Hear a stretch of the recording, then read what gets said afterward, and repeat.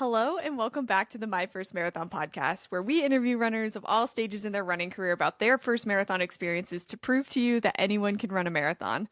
My name is Taylor, and today we interview a runner and coach who talks about training for his first and most recent Chicago Marathon.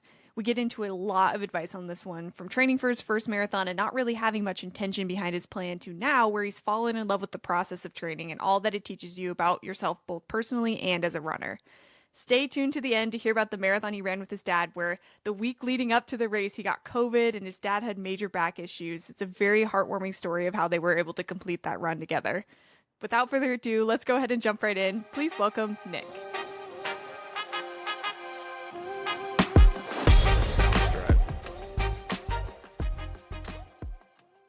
How did I get into running? I joined cross country in junior high because I didn't have much of a choice. I did. I could have not done anything. I really wanted to do track. I wanted to do 100 meters. I thought I was the fastest kid in the world. And so I tried out for the track team after school, and it was like a 3-day thing, and they start you with the longest distances, and then on the third day, the fastest, shortest, sprintiest stuff is what they're like, hey, cool, do this. And that's all I wanted to do. Yeah. Now, it wasn't as fast as I thought it was to begin with, but it didn't help that I had just had 2 days of track tryouts and then tried to do this. So I tried out, didn't make it. And they're like, all right, well, cross country is tomorrow, so you guys can go do that. I had a couple friends on the cross country team, and I was like, sure, fine, whatever. Sure. So I did it. We had to run 2 miles in 16 minutes in order to make the team. I did 2 miles in 16 flat. I made it. Yeah. And yeah, from then on, I was like, oh, I like running. And it was on and off for kind of most of my life from that point until the last few years or so. And the same time I was doing competitive swimming. So like endurance sports has always kind of been there. And then through college, it was like on and off a little. I moved to Chicago to pursue theater. I got my degree in theater. I was an actor. Nice. And I didn't have a gym membership yet. I didn't have any money. And, running is what we think of as a really cheap sport. And then we realize it's not always that cheap. Yep. So I was just kind of like running a little for a few years. On a whim, I signed up for a half marathon and the sprint triathlon. And I don't remember which one came first, but it was around the same time. I was just impulsively like, sure, let's go. Yeah. And then kind of from there, it was like, oh, I love this. And just it built from there. And like, that's how I got into it and how it's transitioned. And I just very naturally, in a way, have kind of found all this. It wasn't like, I'm going to change my life and do this. It just fit into where I was at some part in my life. And here we are today. Yeah. Yeah, that's cool. So I think we don't hear that as much. People who like it's always been around your life. It's something that you've done for your whole life. So that's pretty cool. What did you do for swimming? What event was your favorite? 100-meter breaststroke. That was my thing. Cool. Yeah. Cool. And so I loved it. Yeah. So that you've kind of been, like you said, in the endurance world in more ways than once. What maybe not even just running specific, but what in the endurance space like really makes you excited? That's kept you in this space for so long. Yeah, I was talking to a friend the other day about this, and like I love training, and racing is fun. I don't train to race. I like race day to me really is just kind of a party. It's like we get to celebrate everything we've done. And I think what I love so much about training is just sort of that, like especially on the endurance side of things, it's that adventure. It's just that human connection that we have to moving and exploring. And I've just always had some aspect of that. Like twice in my life, I've planned out a circumnavigation of the globe, either on foot or on bike. It's never happened. It never will happen, but I've planned it out. Yeah. And I think, for me, it's just the exploration of kind of what it means to be me at my deepest self. Yeah. And I need that. I crave it. Yeah, it's ingrained in you at this point. You've been doing it long enough. Yeah, I don't know what else to do. Yeah, exactly. Yeah. Well, cool. So got into the, I guess, the race world pretty quickly. After you had been out of swimming and been out of cross country and all that good stuff. Mhm. Were you training for things like that when you signed up? Like, were you in the process of building up for something like that, or like you said, was it more so on a whim and then you started to look into resources and things like that? Yeah, I really don't remember like what was the reason for it. I Hmm. remember signing up for one of those. I think it was a triathlon. I was working at a gym. I'd just gotten into personal training at the time. Hmm. Um, and at the time it was all like just building strength. That was kind of the thing. And I enjoyed running on the side, but it wasn't anything I really gave any kind of thought to. And I don't remember I was biking a lot. I was delivering for Grubhub, a couple other different apps, dog walking. So I was like always moving a lot, and I just so I wasn't really training endurance wise for anything. And I just remember thinking I was sitting behind the desk at my job. I had like nothing to do at the time. I was like, well, sure, why not? I just did it. I don't know. Yeah. I just like let's just do this. It's a new thing. Let me try it. Yeah. And that was it. Like it's not, yeah, that transition it's kind of a boring story. It's that idea of just it very naturally fit into everything.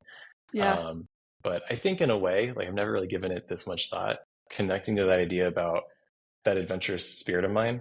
Hmm. I've had a couple very transitional periods in my life where I'm really like not sure who I am or what I'm doing and Hmm. completely trying to like just discover who I am. And now that I'm thinking back on it, I'm like, that lines up perfectly. And I think there was some part of that where I didn't really know what my like identity was at that time, where I fit in this world. And there was this part of kind of the working out world, the health world that I was really connecting with, but in a bunch of different ways. I still didn't really know. And yeah, I think this just combined the things. It must have been the triathlon was first because it makes sense. Like being the swimmer, having that background, biking everywhere, and Yeah. just running for fun. I think there was some kind of calling there, and it just couldn't ignore it. And that's why it was kind of like on a whim in a way. I was like, I don't know why, but I just need to do this. Yeah. Yeah, it was just like a natural next step, it seems like, for you. It Yeah, made yeah, sense for where you were at in your life. Um, completely. Yeah. yeah, that's cool. And I think a lot of people can relate to that, myself included, with transitional periods in your life where you kind of find Hmm. something, or you just have to try something new because you maybe you can relate to this. Maybe this is just my own experience, but you just feel like what you're doing is not right. So Yeah, we have to try something completely new, maybe something a little bit crazy, just to test something else out, to switch up yeah, the day to day of what you're already doing and just like see. It's not gonna yeah, hurt. You're already feeling stuck. You know what I mean? yeah. Right, right. You're only going to discover something Exactly. one way Yeah. or another. So let's Yeah. go for it. Yeah, for sure. Yeah. Cool. I know that was a long time ago, so I won't make you like think back on all the nitty gritties of how the triathlon worked out and how the first half marathon worked out. But do you remember when you started to think about the marathon distance from there? Like how soon after that did that come up? Yeah, that was another thing where it wasn't really my thing. Yeah. I was, it was so that was 2019. So this was around the new year, 2019. Okay. And I was in my apartment with a couple of my friends, and one of them and he's another guy who's always like, I'm gonna do this thing. And you're like, no, you're not. And he was like, Sure. I'm gonna run a marathon. I'm gonna run it this year.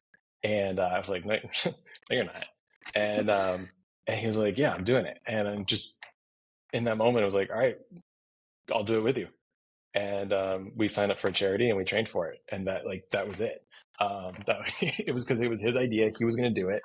And yeah, sure, I'll do it with you. And it was that Sure. simple. And at the time, didn't know what we were doing. I remember looking up all kinds of plans on the internet, and even then, just being like, I don't understand this. Do I just like run more every day? Do I like, Yeah. how does this work? Yeah. Like my coaching experience at that time was really more on the strength, and the running was just fun. It came naturally. I never gave it much of like a training thought, right? Yeah. Structure. Um, and yeah, so he and I kind of worked on that together. We joined the same charity. We fundraised together. We were able to combine our fundraising into one pot to be able to support each other in that way. And and I remember the day of the race, it wasn't the weather was great, and I know this is not the case now. It's just the evaporation was perfect, but I felt like I ran the whole thing and didn't sweat the Wow. entire 26.2 miles. Like I was Yeah. dry when I crossed the finish line. And yeah, all the pictures from that day, I'm like, smiling, Yeah. having the time of my life. And yeah, it was going through that whole process where I was like, oh my God, I'm a different person. This, like, thanks Keeling for having this crazy idea. And I just was like, yeah, whatever, let's do it. Yeah. But by doing that, I didn't realize I was going to discover so much, and completely changed how I view everything really about health and fitness. Yeah. Yeah, I envy the people who are training for their first marathon right now because it's so many firsts. Every single weekend is something new. It's so Yeah. exciting and like you can really feel yourself changing even after the fact. Once you run your first marathon, you can look back at how much you've changed. It's just such a cool like experience to reflect on. I'm jealous of everybody going through that right now. Oh yeah, yeah. And like I tell my clients all the time, like we want to have those peaks, right? We Yeah. want to see how we're progressing and feeling and getting stronger, both mentally and physically. But we need the valleys. We need to be able to see where the struggle is and what our relationship with that is. And and your first marathon, I mean, the peaks and valleys are so just unpredictable, and Yeah. it doesn't matter, I don't think, how structured your plan is, and how well it evolves to you. Everything is new, Yeah. and it's really kind of beautiful in that It way. is. Yeah, absolutely. Yeah. Well, cool. Well, for you, do you remember where some of those peaks and valleys were? Like, do you have any memorable stories from training where you maybe hit a wall for the first time or you had like a breakthrough for the first time, anything like that? It was my, I think, 19-mile run, long run. 19 or 20, it was around there, hitting that for the first time, where it was it was a weird feeling, because I remember doing it and being like, wow, I can do that. I can do this. Like, 26.2 is not that far away. But at the Yeah. same time, I was like, I don't know how to take another step. And it was this combined feeling of success in a way I'd never, ever imagined. But not failure, but it was this impossibility to be able to go forward. Like, I believed I could, but I didn't know how it was going to happen. Um, and I remember the corner I was at, where I finished that run, could barely stand up. And it was just it was like, oh, this is marathon training, where I am in this unknown, and I'm going to finish this somehow. Yeah. But how am I supposed to do 19.1 miles? Like, I just did 19. I got to get 26.2. Um, that was, so I don't know if that was necessarily like a peak or a valley, but it was that weird combination Yeah. of that high and that low both at the same time. And it's funny, I don't have a lot of memories from that training season. A couple, I remember being on an 8-mile run one day. It was fine. I don't know why I remember it. It was a beautiful day with 8 miles in marathon training, not a big deal. And then there's that 19-mile run. Yeah. And yeah, but I think there was just so much unknown in a way, and I didn't have a lot that I'd really brought into that. I was doing it with this other friend where there wasn't a lot of risk necessarily, but there was a lot to discover. For sure. Yeah. Yeah, that makes So sense. And yeah, and were you guys so he was going through his first marathon at the same time, right? This was the first his first experience. yeah, yeah, Cool. yeah, So you kind of got to go through it together, which I think is pretty unique. yeah. What sort of plan do you remember? Did you guys seek out any sort of written plan or any sort of like programs or anything like that that you were following, or you were kind of just going based off of a few different things? It was a combination in a sense. Like, I had tried to look up a bunch of stuff, and yeah, because this was my first time really intentionally looking at all that, and Yeah. I put something together, but it was just based on just building mileage. There wasn't a variety in intensity, like speed days or recovery days, heart rate zones. We didn't do anything with that. I had a trainer at the gym I was working at that time look at it. The feedback was like, "Yeah, cool, looks good." Looking back on it, I'm like, "That was a terrible plan." You're like, um, you should have given me some but better advice there. yeah, yeah. And I only went to that person because and looking back too, I'm like, wow, there are like 4 other people I easily could have gone to. Hmm. But she had run a marathon, and I was Mm. like, hey, like, I don't know what I'm doing. Help me Yeah. out. Yeah. And so we followed that plan, but it was a plan that I had sort of put together for us. Sure. But even then, like, he didn't do it. If he listens to this, it's fine. I love him. But I think the most he got to is like 16 miles, as opposed to getting any further, which was actually great because we talk about that to this day. And, it's a great story that, like, you don't have to do all these massive amounts of miles. You have Right. the ability to complete 26.2 miles. It's just how how long is it going to take? How much is it going to Right. hurt? And how is our training going to just get us 1 degree closer every day? Absolutely. So yeah, we ended up branching off, long story short. But it was a loose plan. I put it together. So technically it was a plan, but it wasn't an official one. And there was a lot of guessing the whole way through. For sure. For sure. Yeah. I want to sidebar for just a second because that brought up something, a question that, or something, a topic that somebody brought up on a past episode about how not everybody's a high mileage runner. Like, not everybody Yeah. Yeah. needs to get to 20 miles and run multiple 20-mile runs to be successful and hit their goals and things like that. I know Mhm. we haven't brought it up yet, but you're a coach in the running space. I'm curious, like, what are your thoughts on people being high mileage runners through training and people who are not? Yeah, so there are these like loose definitions of like high versus low, medium, whatever, and it Yeah. depends a little on kind of what you're looking at, who you are. But in the end, it's all relative. And so, what is that relative to, right? We forget that. Um, so like I mentioned, you have the ability to complete 26.2 miles. If I told you right now, go walk 26.2 miles, you can get it done. Yeah. It might take you a really long time, and it might not be very comfortable. So saying that, oh, well, I have to now get 20 miles. I have to be running for, 4.5 miles in one of my longest long runs in order to complete 26.2. No, it's not true. Um, is there a way in which putting together this program can make that process much easier? Yes. But the really cool thing is that we can do it, right? It's not a question of whether I will or I won't. It's a question of how am I going to go about my training so that I can get Yeah. to the start line and I can have some level of confidence. Like I want to be at the start line. I want to look back at everything we've done and be like, this was the best time of my life. Not worry about the finish line because we don't know what weather's going to be like that day. We don't know Right. if while we're running, someone's going to bump into us and we're going to fall and scrape our knee, like, or worse, right? So we need to make sure that we are at a place at the start line where we have the confidence that we can do this one way or another. So when it comes to high mileage, low mileage, it's taking where you are today and we're training who you are today. We're not training who we think you want to be 6 months down the line, 4 months down the line. There's also the question about like, diminishing returns on our long runs. Should we even be running more than 3 hours? Hmm. Um, Again, it totally depends. Um, I like to program, in general, mileage based runs for the long runs. But once we get to that point, it depends how are we going to approach that day? How long has this been taking in the past? How are you feeling? If this run is going to take 4 hours, do we want to shorten that, right? Are we looking at the mental benefit or the physical benefit? Because Mm. those diminishing returns, first off, something's still returning. It's just we're working harder for less and risk of injury is going up, which we're not going to ignore. But Sure. also there's that mental component.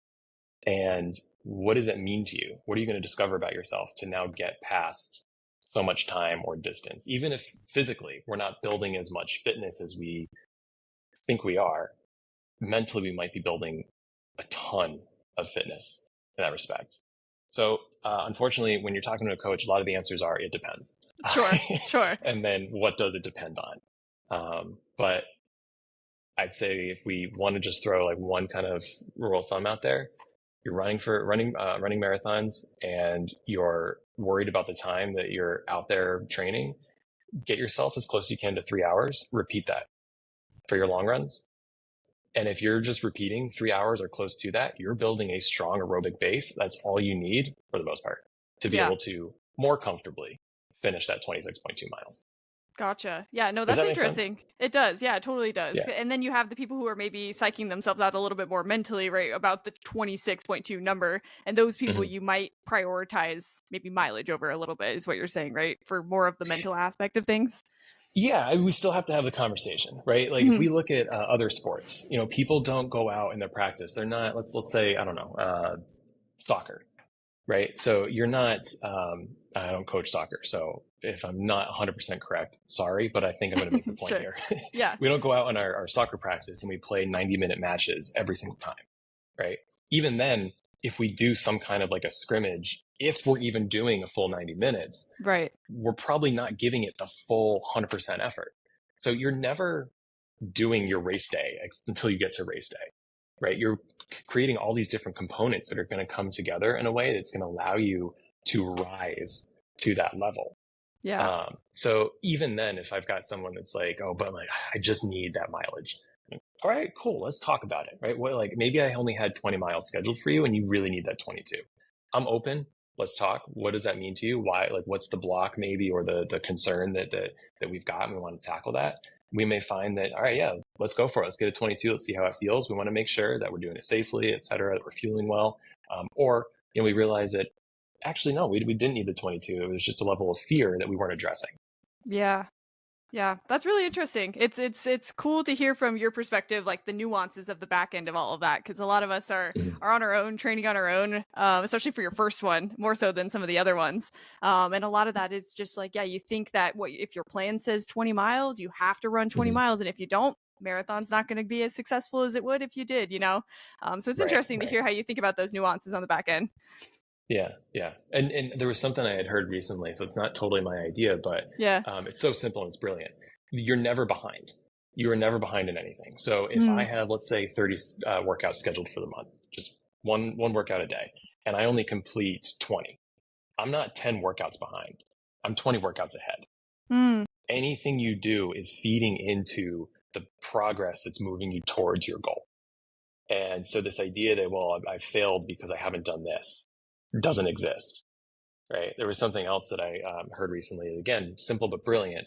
Oh, geez, I'm going to go off top of my head. Um, I only believe, I wrote it down. Let me pull it up because it's yeah. brilliant. It's this idea essentially that failure is an illusion, right? It's comparing to something that doesn't actually exist. Yeah. So the quote was, "I only experience the illusion of failure if I consistently believe the lie that I must be perfect in order to excel."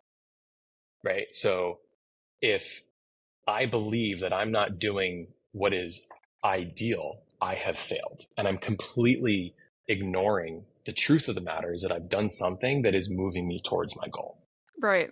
which is cool. It's like, okay, unless like I get a broken femur, I have not failed anything. I'm still moving closer to finishing this marathon in a way that is going to be a beautiful experience one way or another. Yeah. No, I love that. A great perspective change, and you're not changing anything about training, right? You're just changing your mindset around it. So no, and I think Yeah. anything that you can use to like tools like that you can use to shift your mindset around is going to help you for sure. Yeah. No, that's cool. I love that a lot. Yeah. Yeah, Cool. absolutely. It was like 2 weeks ago that I heard that, and it's just not left. I'm obsessed with that idea right now. Yeah, yeah, that's great. Well, cool. Well, we sidebarred a little bit, but I want to get back to Yeah. you as well.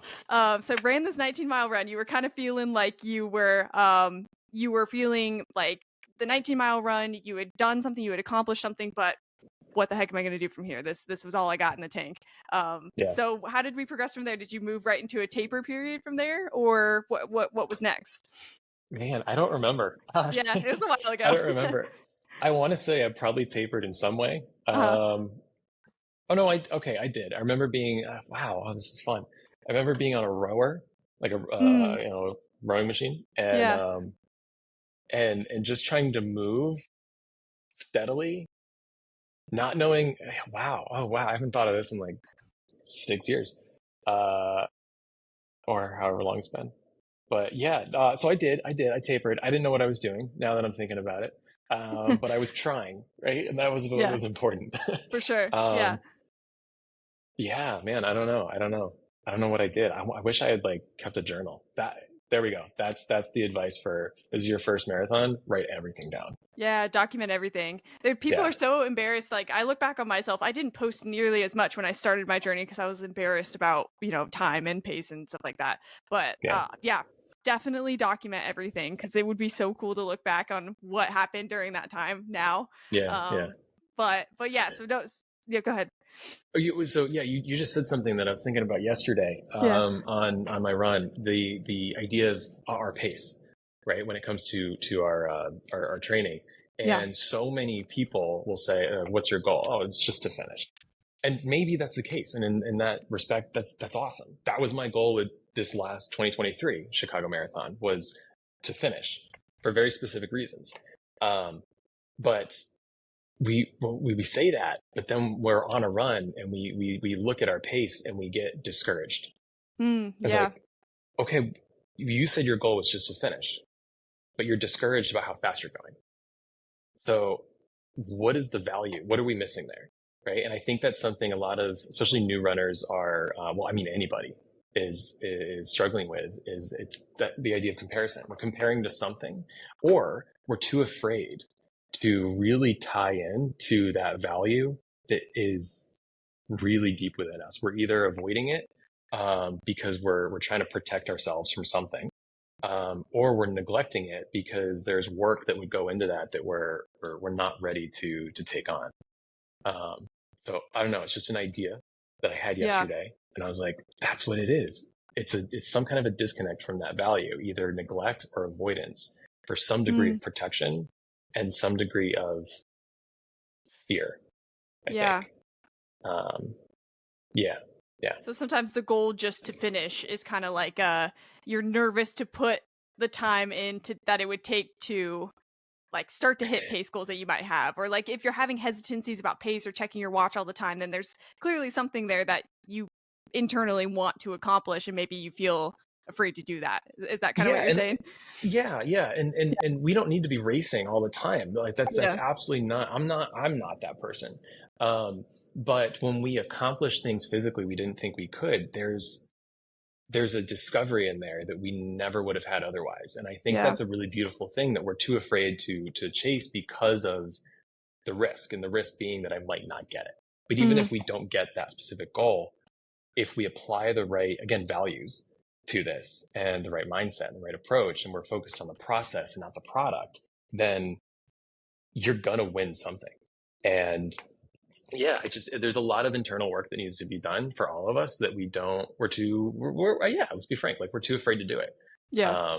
And even when the goal is just to finish, which it might truly be, that's where I think we're neglecting a value when we start being distracted by the pace, Yeah. because now we're getting away from the goal that really was actually important, which was just the completion of that, obstacle.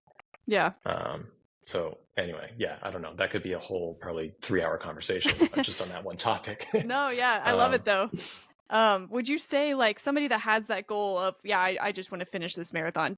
When you mhm. have somebody like that you're coaching, do you typically try to challenge that in a certain way if they bring up pace a lot? Or do you kind of roll with it and then adjust maybe their expectations around pace? Yes, all the above. Both. Okay. Yeah. Uh, yeah. So if you say your goal is just to finish, then okay, great. But when we use the word just for anything, like when we're writing an email, it's always like, don't use the word just. And it's so easy to throw that word in there because it Yeah. softens it. It's a clear indication that we're protecting something. And so if we can identify that and acknowledge that, we're still saying, but like, it doesn't matter if it takes me 6 hours or it takes me 2 hours, which, let's also be honest, if I could push a button that makes me a little faster, like we'd all would do that. Of course. So Yeah. there is that. Yeah. But I do love those goals because that brings so much attention to the training and to our lifestyle, to our longevity. It's not about the result on, let's take the Chicago Marathon, October 13th. It's about where we're taking ourselves in this process and what that means for everything after October 13th too. Um, it again takes work to really bring all that out, Yeah. but how are we making our lifestyles stronger? How are we making our mindset stronger? Marathon training is not fun. We didn't pick this like, oh, just to finish because like it's no big deal. Like you Yeah. pick something that's tough and it Yeah. hurts. And there's a reason for that, because you could do anything. It's like, oh, I want the challenge. Like, cool, okay. We go for a long walk. That could be a challenge, right? We can go for a hike. That's a challenge. Like, why a marathon? You picked one of the hardest things to do because the commitment is so long and so arduous. Yeah. Your goal is just to finish. What is it really? And what are we going to take out of that process so that we're getting again to that start line where we're not worried about the finish line and we are a different person. Yeah. So wonderful if that's your goal. We can totally lean into that. But let's figure out what that means to you, Yeah. because Like it's not what's underneath just, all of that? yeah. Yeah. It's more than just crossing it off a checklist, a bucket list. For sure. And even then, why is it on your bucket list? Right. Right. Right. Yeah. So Really break it down.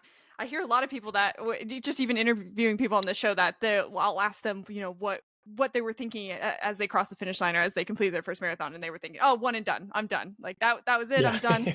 And then Yeah. we always continue to interview obviously for the 5 other marathons that they ran since then. Yep. So Yeah. it's always like, yeah, what does this look like post you crossing the finish line? Because you're not going to do all of this. Maybe some people do, but most people, you're not going Hmm. to go through all of these weeks of training and all of these mental hurdles that you overcame and change potentially as a person, and then come out the other side Hmm. and just go, all right, job accomplished. We're Yeah. good. Right. Move on with our life. Right. Yeah. You don't have to come back to the marathon. That's fine. You don't have to come back to running. That's totally fine with me. Yeah. But where are you going? Yeah. And let's figure out what that could be for you. Yeah. Yeah. Cool. Well, Chicago Marathon 2019, and you've ran it twice, so I Yeah. want to talk about the second time around too. But you said you barely sweat. It seems like it went pretty smooth. Was there anything in there that, was as particularly stood out to you from your first marathon experience? Yeah. So it was right around 18, 19, I think about 18 miles. So Yeah. wall-ish, right? I don't remember how I fueled, but it definitely wasn't probably what it could have been. And it became increasingly difficult.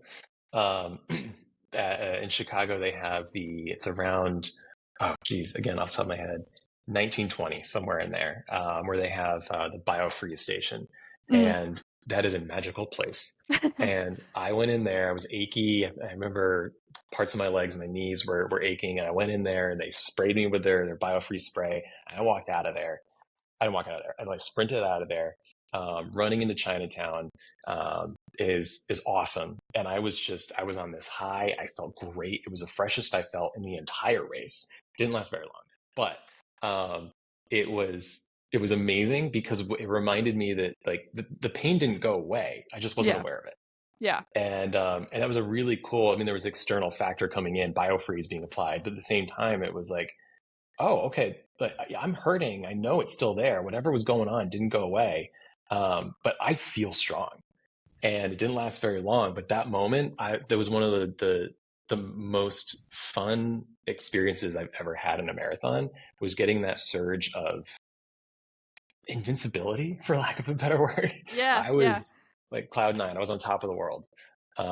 So yeah, what was the question? Just if there was any memorable points from training, but or I'm sorry, from the marathon, but it From sounds like marathon, yeah. this was kind of the turning point. So everything up until 19, Hmm. would you say you were generally feeling pretty decent, like according to plan, no crazy anything from there, and then 19 was where you shifted into something different. Yeah, yeah. I remember a couple points before that, specifically just meeting people that were there to watch me. And so I Yeah. remember, hugging, waving, that kind of thing. It's like, I remember feeling pretty good at those points. Mile Yeah. 15, same thing, felt pretty good. There's a picture of me turned around, like thumbs up, and I was just having a good time. I'm sure at the same time I was getting increasingly more, heavy and tired and everything. But it Sure. really, it was that wall period, quote unquote. Um, around 18 where it was like, oh God, I can't continue. And Yeah. then, just coming out stronger than I'd been the entire time. And I think if there was one other thing that I really took out of that was I ran, so I've done Chicago 3 times. Okay. Yeah. Yes. 3 times. Yes. Let's go with 3. And the first 2 times I ran with Saucony Kinvaras, which are Mm. not a minimalist shoe, but it's a minimal cushioned shoe. It's a great speed shoe. It's a Mm. great kind of just lightweight shoe. It's not what most people would call a marathon shoe. My feet were totally fine, and I love the Kinvara. It's changed a little lately, and I have my opinions on it. But now as a coach, when people are like, "Oh, what's the shoe I need?" I'm like, so there's not a right shoe for you. Yeah. There's one shoe that we need. And I ran a marathon twice with a shoe that most people would say, don't run a marathon in that. And some people run barefoot. Some people run in, zero drop shoes, ultras, whatever. And this was not that, but at 4 millimeter, I don't know the stack height, but relatively low, lightweight. And I felt great. And so we put so much focus on our gear. And that was something I took out of that race was like in hindsight, looking back, was the gear's not that important. I don't need to get so hung up on how much I'm spending on my shoes and how many, what my shoe rotation is. And there's definitely a great approach to take with that. but I'm gonna have like a structure of what kind of shoes I want. I'm gonna fill in the blanks as I can, and I'm gonna lean into my training and my potential as a human because I'm gonna have strong feet regardless of the shoes that I'm wearing. I'm going to run well regardless of the responsiveness that I have for my shoe. Sure. So that was a cool thing. Just like years later, looking back, once I realized that, oh, that's not how most people would do that, and I was totally fine. My feet were Yeah. great. Yeah, yeah. No, it's a good point. I always ask at the end of these interviews, like, what shoes do you recommend or what shoes do you love? But I always give the disclaimer that everybody's feet are a little bit different, and it's interesting to Yeah, hear like the variety of just anything that people are putting on their feet to run these marathons. Everybody's just a little bit different. It depends. yeah. And I've been playing with the idea of saying this like publicly for the first time. Yeah, Not a big deal, but like running maybe next year, running soon, maybe Chicago Marathon. It would be a fun one to do because it's relatively flat, but running yeah. barefoot, not like Oh barefoot, but wow. with like I don't know, the toe shoes, whatever they're Yeah, called. yeah, yeah. Yeah, I think just the training for that could be really, really insightful. How am I rotating the shoes that I will be wearing? Because I will wear shoes for some of my training, but then when am Sure. I not? Right? How am I strengthening my feet, my tendons, how am I building my ability to absorb that force and create that power? Yeah. So I've been really reflecting on that, and I was saying this out loud for the first time. I'm like, oh, geez, man, maybe I need to go do this now. Uh, Yeah, now you're speaking into existence, so yeah, right. that's cool. I could probably talk about that with you for a couple other minutes, but Yeah. because I'm so curious that like is it training your other parts of your body to be able to compensate for what you're missing in a shoe? Is that really what it comes down to from what you've looked into so far? I think that it gets away from, as a coach, I fall into this trap of performance a lot. And Okay. by Uh-huh. performance, I mean like racing, right? Sure, sure. And in the last few months, really this summer, really leaning into this idea of mine that I love the training part of it, and the racing is just fun. It's a celebration. Um, sure, I have my like speed goals, if you will, but I think those goals come out of a place of I need to prove myself. Mm, And that, like, no. And if we take the shoes away, then I got to be careful. I have to do what I'm capable of doing. I have to train every part of my body, not just run really fast on shoes that are cushioned.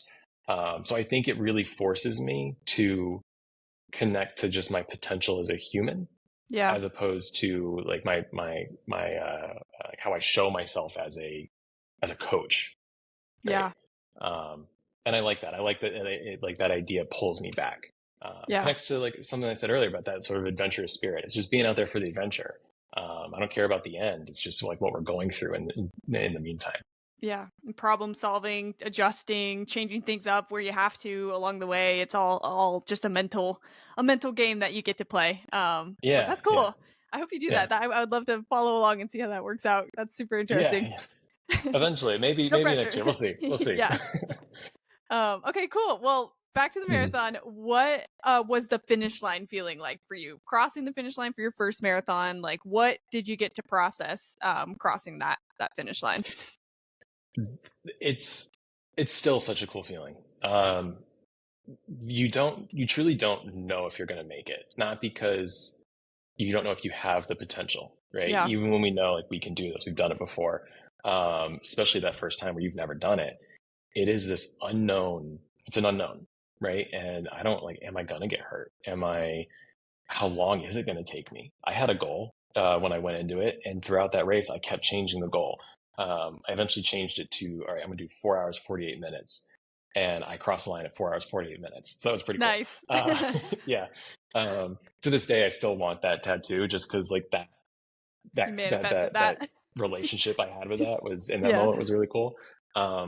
But yeah, I remember crossing. I remember thinking, I'm going to be emotional. I'm going to cry, and I didn't. But there was this like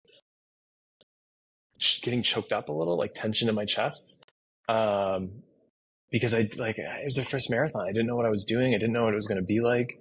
And then I did it, and it was done, and you just stop. And it was a very surreal moment. Um, earlier we were talking about like, okay, what does it mean like after, right? How is this changing me as a person? I wasn't doing it.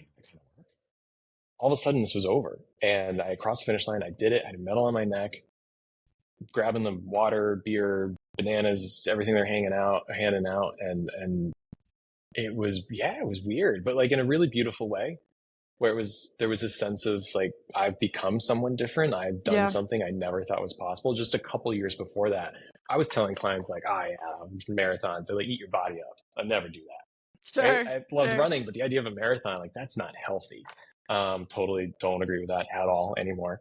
And just the transition that I made crossing the finish line itself. Um, it was it's hard to describe. I was emotional, but it wasn't the way I thought it'd be. I was happy and I felt successful, but I also felt like I didn't know what this meant. Um, and yeah, I don't know. There are probably other parts of our lives where we have those moments. Um, I don't know. It's not often that I've had that moment. So it was a Yeah. really didn't know it was going to be that important, but it definitely was a good place to be in, as weird as it really felt. Yeah. For sure. Yeah. Did it kind of feel like opening like a new chapter, I guess, in your life? Like, did you feel like you were stepping into something new? You know what I mean? Like a different side of what you'd been going through for the last, what, couple months? I think it was like closing a book Yeah. Oh, that okay. Yeah. right like it was like I'm not sure this is totally not it, but I'm thinking of it and it's going to just make sense because I'm going to force it. Yeah. The season finale of The Sopranos, where it Yeah. ended, and then you were kind of like, huh? What? Wait, that was brilliant. Wait, no, that was terrible. Wait, what just happened? And it Yeah. was it's kind of like that where you close it, you're done, and you're like, I'm done. Did I like that? I think I like that. Yeah. Well, what do I read next? It was that sort of thing, which is good. Like we want that when you're reading a book. We want that For feeling sure. of, whoa, do I do it again? Do I read it again? Did the author write something else? Do I do an ultra? Which I love. Just by the way, when people run their first marathon and they're like, oh, I'm going to do an ultra now, and I'm like, I love your spirit. I love Yeah. it. Yeah. On to the next.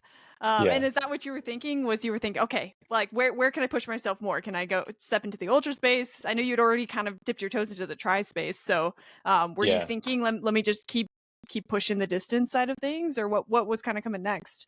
Yeah, no, not at all. Not in the ultra side. Hmm. I did eventually do a 50K a couple years ago, year and a half or so, Hmm. which was awesome. Again, another experience where you're like, I could do anything, Yeah. and even just there we go, 50K, right? It's 32 miles. Like it's not that much more than a marathon, Yeah. but you're crossing a distance you've never done before. No, I finished the first marathon, and I think I was like, all right, I'm ready for next year. Once I got past the whole like, whoa, what does this mean kind of thing. Yeah. Um, I definitely didn't have the like, okay, never again. Like there was a lot of joy I got out of that for sure. I was going to do it again.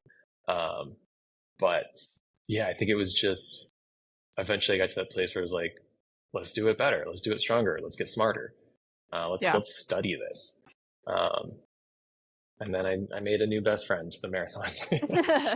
Cool. And then from there, I mean, obviously we know that you ran several marathons since your first marathon, but before we started filming, you talked about coming back to Chicago just this last year and that being one of the more impactful races that you've had.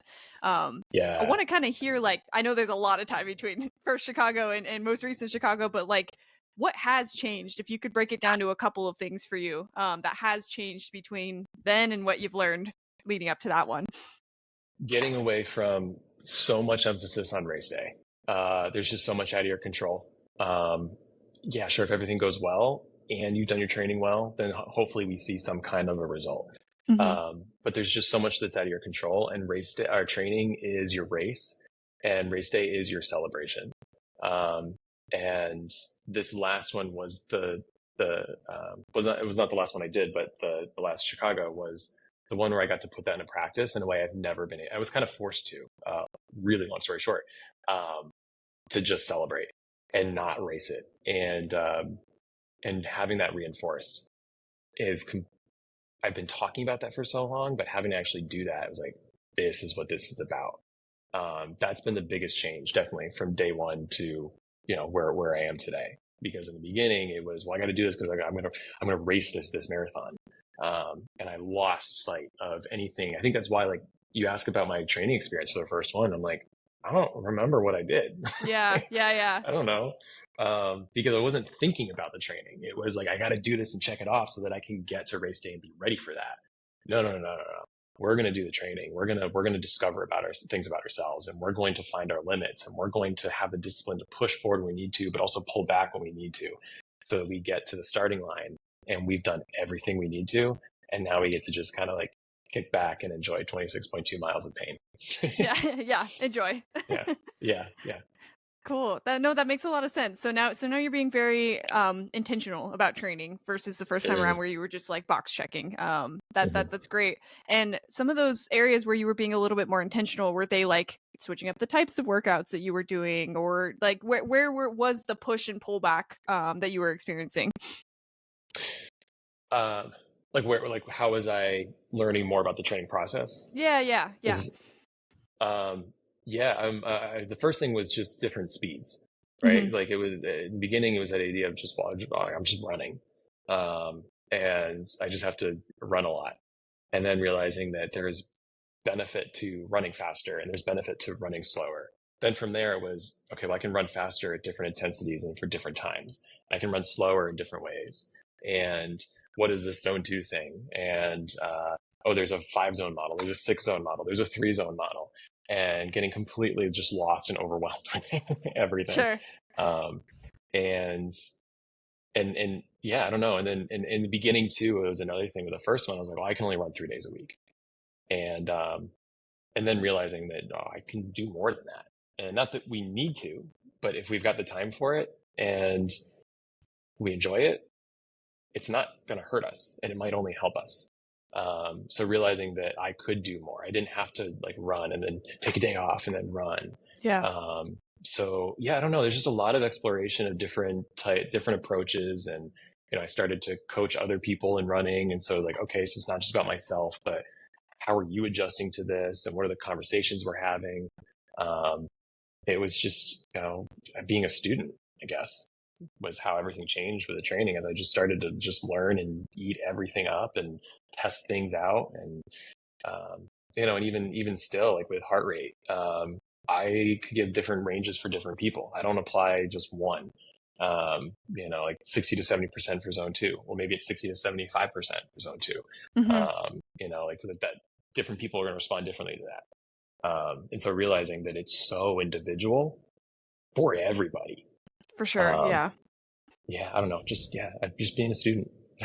Yeah. Oh, Just I'm sure learning, coaching still helps a learning. lot with that, like just seeing so many Mhm. different types of people and having to apply like your fundamentals of marathon training to so many different types of people. I'm sure also puts a lot of perspective around what training looks like for yourself. Yeah, yeah. It kind of makes it harder for myself in a way because I feel like I've got to test everything out, Yeah. in different ways. And, I'm telling this person, okay, yeah, so for your training, you want to do this, you want to do these runs on this day, that kind of thing. And then, all right, I'm going to do the same race maybe. Yeah. But, I have my own schedule and I have my own abilities. And so, well, I want to know what they're going through. And so I want to be going through that. Maybe it's my second time going through it. Maybe it's my fourth time going through that. But then I read about something, or I, hear about a different coaching method. I'm like, well, I got to try it first before I can apply it. Right. And so then I'm changing my style the whole time, and I don't have a consistent training program. And I'm like, well, now I'm a hypocrite. It's like, well, no, you're sacrificing your training to help everybody else. And that's Sure. kind of how I Sure. have to look at it. But it makes it more exciting in that way because every day is a classroom. Like I'm just learning more. Yeah. But yeah, working with different people definitely influences how you approach yourself for sure. Definitely, 100%. Yeah. Yeah. Cool. So a lot changed between 2018 2023. Obviously, a lot of years. Mm-hmm. What made Chicago 2023 last year the most memorable race for you? There really was a question as to whether it was going to happen. So that one I was running with my dad. We ran that one together. That was the plan. and it was his first, and I was training him for it. Cool. And I was doing 2 marathons kind of back to back, sort of. They were a week apart for the first time. So I did Milwaukee Lakefront on October 1st, and then Chicago was going to be October 8th. So literally Wow. 7 days apart. Yeah. And I got COVID going into Milwaukee. Now, I did not know I had COVID. Throw that out there. I didn't go into this race. Yeah. I had a scratchy throat the day before, but it's October. I felt fine. I was just part of it, right? Air's a little drier. That was the worst race of my life. And then the recovery after that was horrendous. That was on a Sunday. Monday, I'd never had recovery after a marathon as bad as that was. And I've had harder marathons and like the train and with less training. And so I was in this place where I was like, I'm a fraud. What am I doing? Yeah. Like imposter syndrome has never been stronger. And then Tuesday, woke up, I felt horrible, tested myself 3 times for COVID because I was in denial. And it was just a big, fat, immediate, positive. Brutal. Yeah. And so that was Tuesday. Wednesday, my dad is having horrible back spasms, the kind that like he can't get off the floor. Oh no. So I've got COVID. Looking at the CDC guidelines at the time, okay, Friday, as long as I'm symptom free, I can go out into the world. I'm okay. And so I've got that. He can't even walk. He can't get up.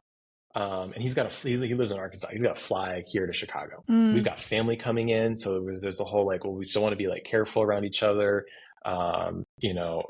Is my dad going to even be able to run it? How am I going to feel like running a marathon? Even if I'm recovered, running a marathon post-COVID, I've never done that. Yeah. This could be the worst day. It's the worst day of my life. Yeah. So we made a deal. My dad eventually came up. It was rough the whole time. Anytime getting out of a chair, I had to help him up. We made a deal that we're going to get to the starting line. Number one, we're just going to do that. And then from there, it's literally going to be one step at a time. And, and so we started and I was like, we're walking. We're going to take 5 minutes. We're just going to walk. We were really just going to ease into this and really make sure everything feels good. And then for the first like couple miles, we jog a little and then I'd be like, okay, let's walk. And he was feeling good. I was like, I don't care. This is like it's a long day.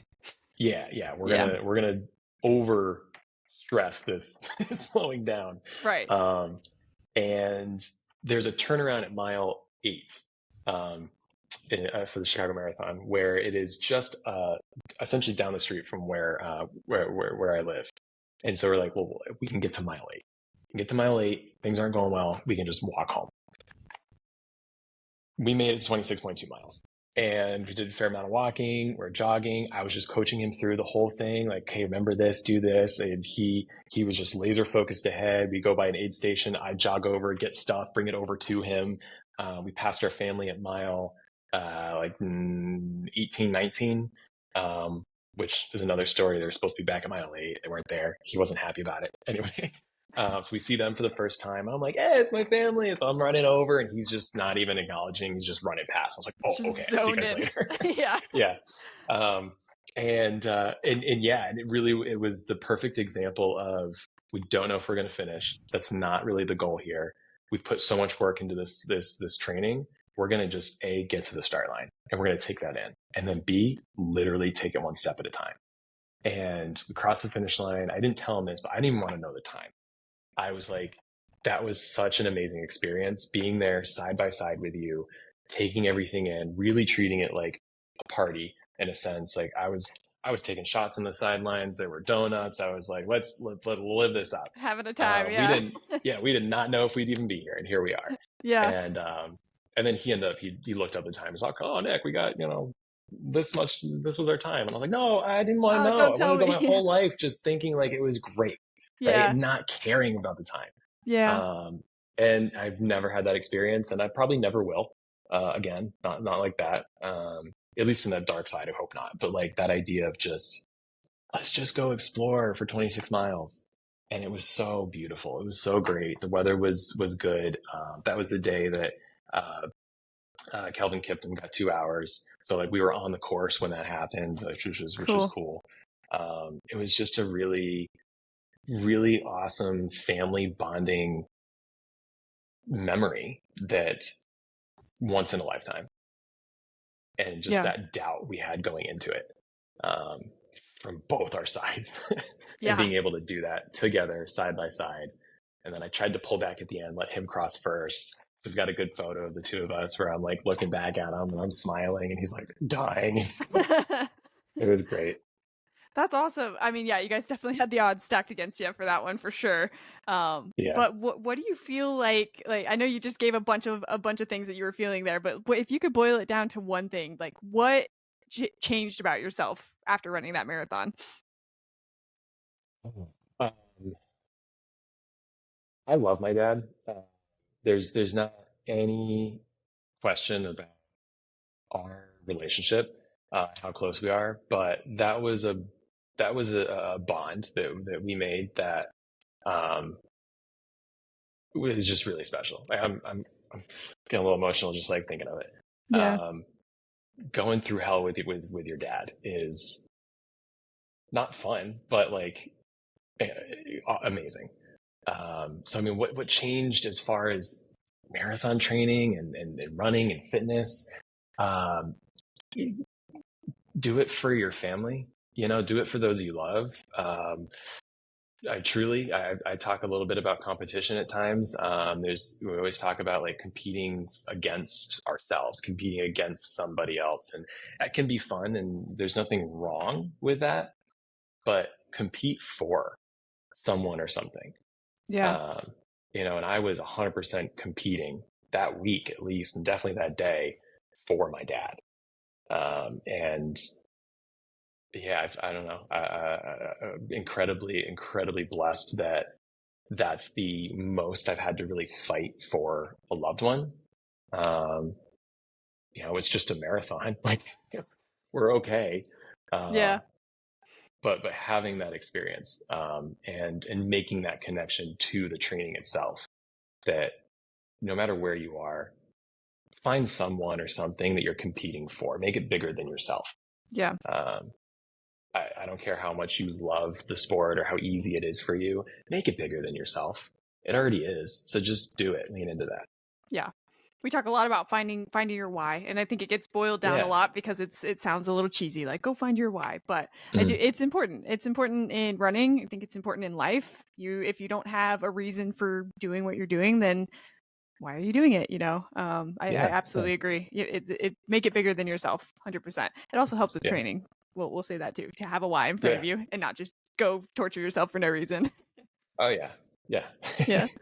Well, Always. cool. That's a great story. And you'll have Hmm. that obviously to look back on for your whole life with your dad. So that's very Hmm. cool.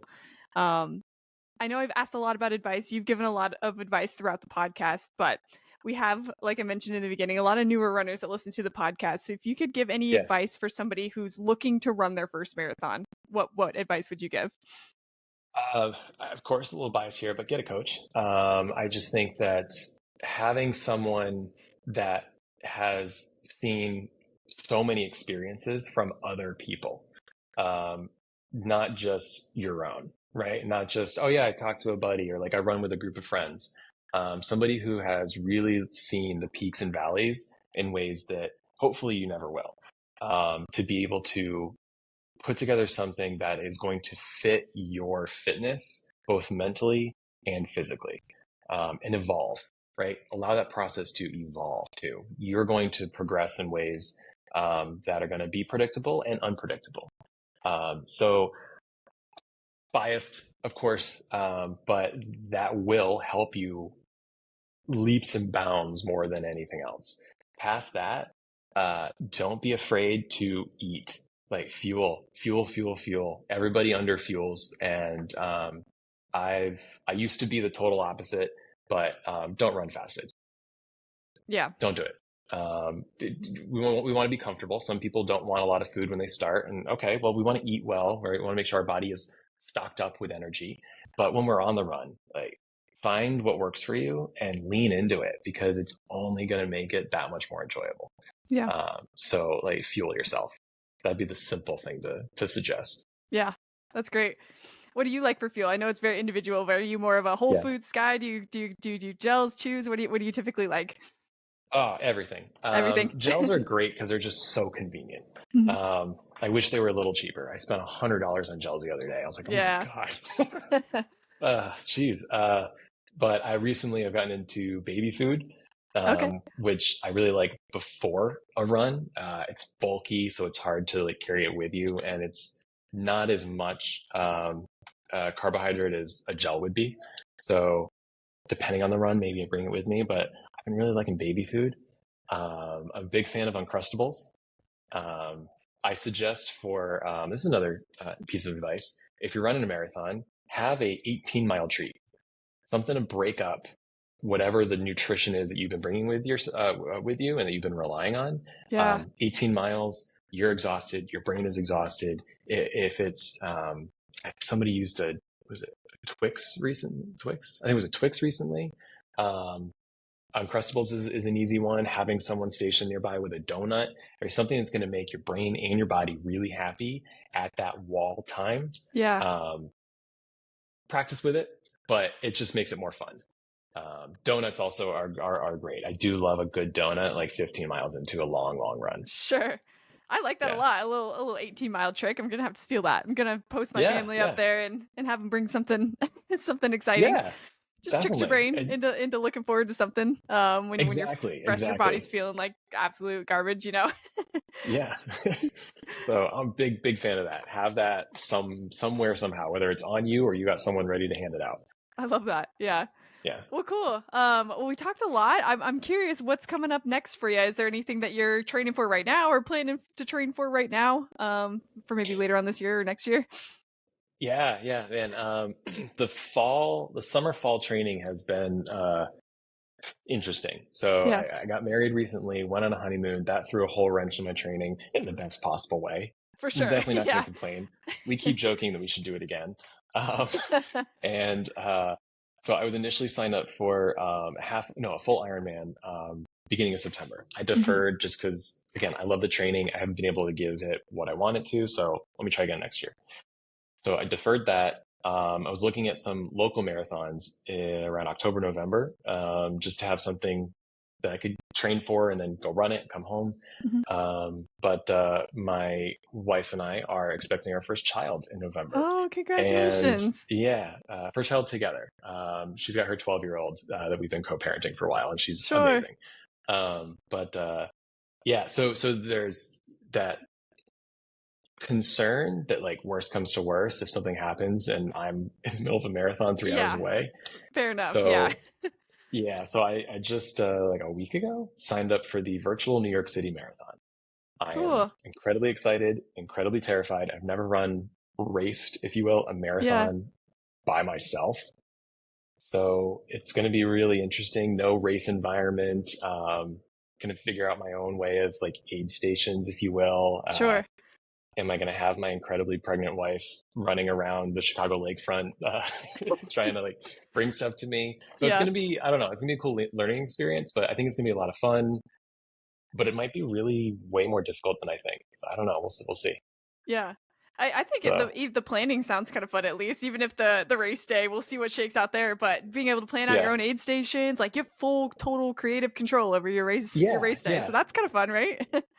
I'm really looking forward to that. I'm like Yeah. in my mind, I'm like, I'm going to invite people to come watch me. Like no one's going to come watch me. Yeah. At least for the But finish line.